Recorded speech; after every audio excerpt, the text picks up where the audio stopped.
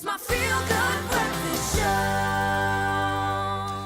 Thank you so much for tuning in for the last hour of Expresso. It's a healthy, feel-good kickstart to your Tuesday morning, but time now to get serious. It's the second week of summer, officially we're going to call it, and if you're like me, you've spent as much time as possible in the water. It's really hot out there at the moment. Now, when it comes to swimming in public pools, rivers, dams, or of course the ocean, there are a series of health risks involved, and we'd like to take the time now to dive right in with this very serious topic. Dr. Darren Green, our multimedia health specialist. Thank you. Now joins us. We've had some wonderful chats about some very serious topics, with the death toll already rising at the moment, and our condolences to the families that have lost loved ones already during this festive season.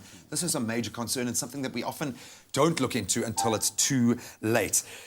Let's focus on our public swimming areas. Let's focus on maybe dams and rivers as a start, which is the area where we've already seen lives lost. What do we need to be looking out for?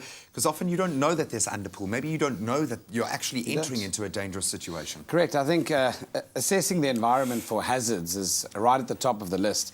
And, you know, obviously we look at the beauty in a place, and 43% of drownings are normally in natural areas. In other words, not public pools, not your home pool. So we're looking at areas where you don't know the terrain, where you're diving off a rock face for a beautiful plunge in a cold pool, and you don't know there's a rock that's a bit shallow underneath the water, so you don't clear the area beforehand and swim in the dam properly. And, you know, that's where you have head injuries, where you can collide, you know, obviously fracture your legs head first and so forth. Also, the algae on the rocks can make you slip, fall, have injuries. You become unconscious after bumping your head, and then that's how you drown. But besides all that, not knowing the area in terms of what the water actually comprises. Yeah, like pollution. Pollution. Bacteria. I mean, E. coli content. We all don't know E. coli. It's from our sewage systems. Where there be feces, there be E. coli. It's an old lecturer always said that.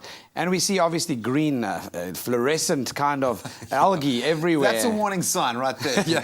So when we look at pictures like that, for example, we wonder, is it safe to swim here? Well, firstly, you don't know where the water's coming from, how long it's been standing still. Stagnant water facilitates the breeding ground for organisms. How dangerous is it? Like if you just dive in and out, wet yourself, jump out, are you liable to catch a disease? Well, it would depend on the colony count of certain organisms in that water. When you see algae like that, cyanobacteria is very, very offensive and can cause sepsis, in other words, infection in the body that can get into your bloodstream and cause fever, sore throat, tummy cramps, diarrhea, all that kind of thing. But then, of course, the other stuff are obviously the irritation of the skin, local manifestations of a whole lot of different chemicals that are in that water, not to speak of the eyes yet.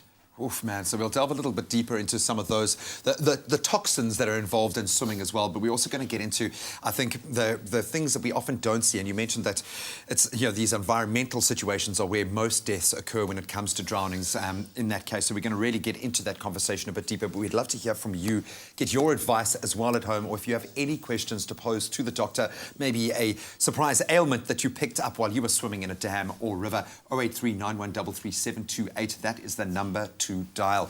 Time now, though, to take a very different track and get back into the kitchen with some festive treats.